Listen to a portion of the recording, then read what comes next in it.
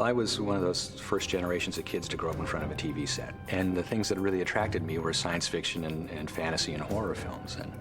And I was fascinated by the monsters and the aliens. And I just thought, wouldn't that be a cool job to have, you know? So when I was about 10 years old, I decided that I wanted to be the guy who made the monsters for the movies.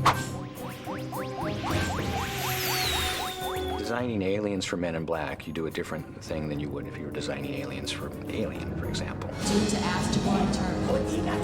Yeah. On the first film, I kind of kept saying to Barry, is this a comedy, is it what? You know, and we were all kind of trying to figure out what Men in Black really was going to be. You know, it's so much easier on the second film because now we have that blueprint of the first film. Hey, get some booties on them things, you're crapping up the floor. We didn't want to do cartoon aliens, but they had to be funny, you know, and they had to have some humor to it. And it took a little while to figure out what that is. So it was just a tricky balance of trying to balance that kind of fun feeling and a reality to it and make it look like something that really could exist but isn't really frightening.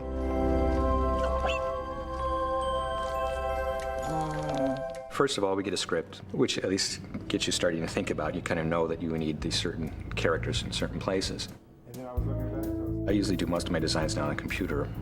I still do like pretty much 2D artwork. It's been about 13 years now I've been drawing on the computer and really found it a really good way to design, especially for a film when you've got not a lot of time. You can do paintings on a computer that look like a painting that would take a week to do, but you could do it in half of a day. And then you can also change colors and things, and you can cut and paste. And the biggest problem I have with the computer stuff is all of a sudden, instead of having 2 or 3 choices, you have 20 or 30 choices, and some of them are subtly different. You know, it's like, sometimes I even have to look at them really hard myself to, why is this one a different one, you know?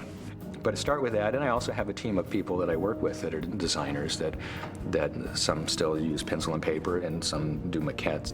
And then what we'll do is get Barry in a room with all the artwork up and say, okay, now the Gerithians or whatever, you know, which one of these you think looks most like the Gerithian, you know? And then he would pick that, and once he did that, then we would decide on the approach to take. All is lost! All is lost! What was fun about this Men in Black and the first one is that it's all the stuff that I've kind of been doing in my career, I kind of all mixed up in one movie. You know, we have animatronic things, we have puppets, we have, you know, simple makeups, we have complex makeups, and, you know, fake heads and the whole deal. Usually when I design something, I think of it as a makeup or as an animatronic thing to begin with. Sometimes I just start going and see what happens, and then I try to figure out how we're going to make it later. But for example, if it's a makeup, we need an actor. The actor comes in, we take a life cast of the actor, which is like a plaster. We make a plaster of their head. And on that, sculpted in a plasticine clay, we sculpt the new features, and through a process of molding and casting and stuff, we get what we call an appliance, which is a foam rubber piece that's then glued to their face. It's a use once and throw away thing. So every day they work, we need a new set of appliances.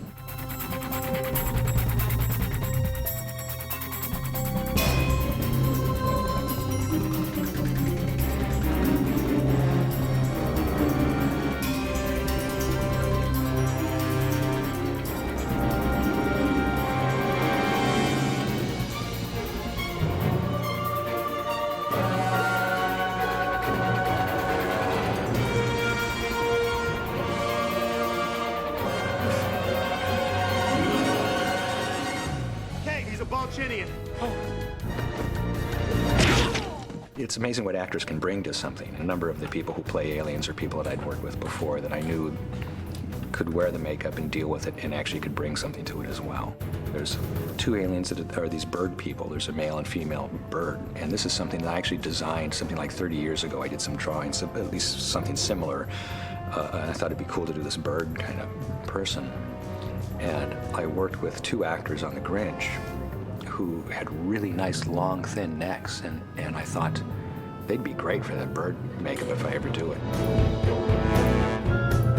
You know, I started out thinking I was going to be just a makeup artist when I was a kid, but didn't like the limitations of that. And then I got into more of the animatronics and puppets and fake heads and stuff because you're not bound by, you know, having the 2 eyes here. You know, some of the aliens in this film were, you know, we'd do a maquette and then we would make an armature, and it's a complete sculpture. There's no actor involved. What's great about that is we're not inhibited by the human form inside.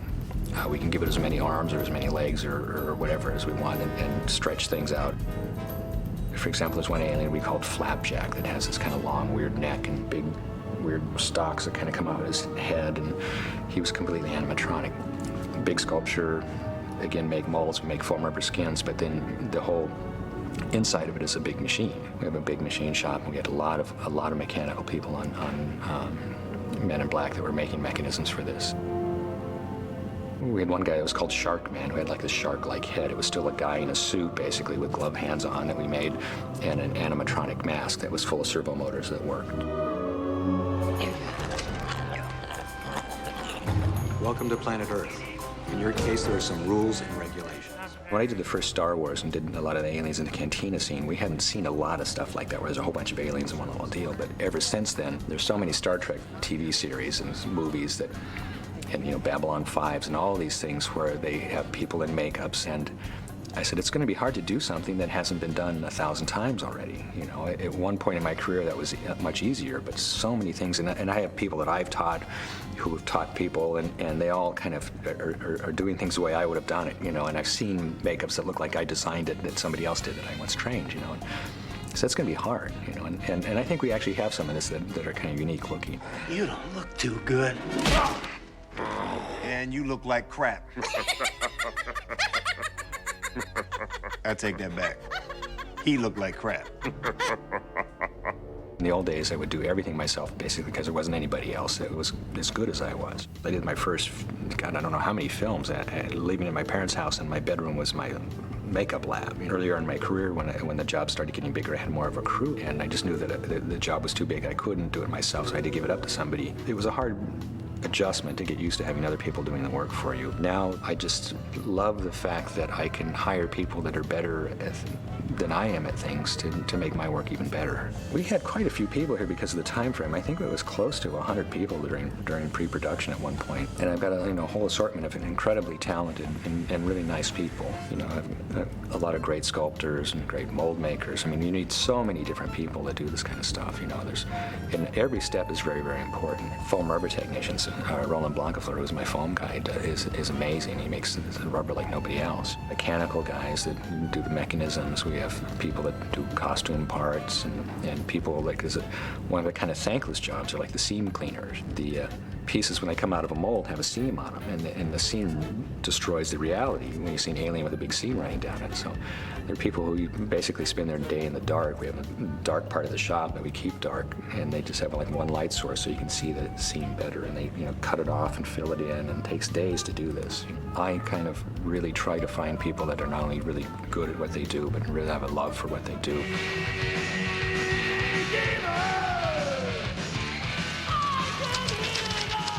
Many times people ask me, what's the new material that made the big advancements? I know, like when American Werewolf came out, people said, "What? Why is this so much better? There must be some new materials and stuff." And I said, "Not really. The reason is that we were given more time and more money. I mean, money is the real material there." I started out a little bunch of independent films that were shot in 10 days, and I would get a few $100s and a week or two if I was lucky. You know, you can only do so much.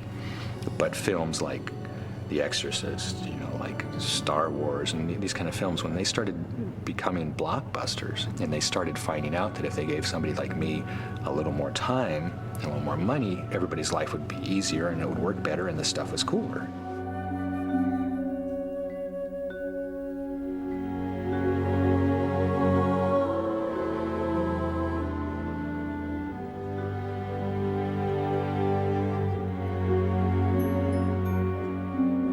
Frankenstein was the film that, more than anything, this is the one that I credit for making me want to do this, to make monsters and makeups. That whole concept of creating life, it's kind of very much what we do. I mean, not that we really create real life and we don't sew cadavers together, but what I love about what I do is you'll have something that's just an idea in your head, and sometimes it's not a real clear idea. And you know that in a matter of months, that you're going to see that idea in front of you looking alive, looking alive on film anyways, and it really is like creating this life.